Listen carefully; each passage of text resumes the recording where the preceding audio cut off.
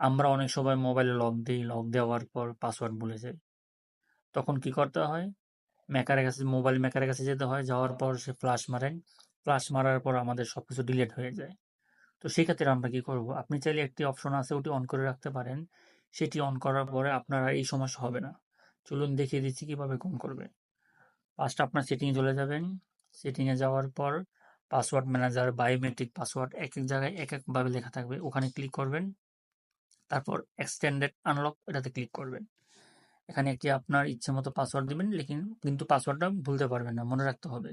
তারপর গোইতে ক্লিক করবেন। তারপর এখানে লেখা আছে on body detection, trusted place, trusted device.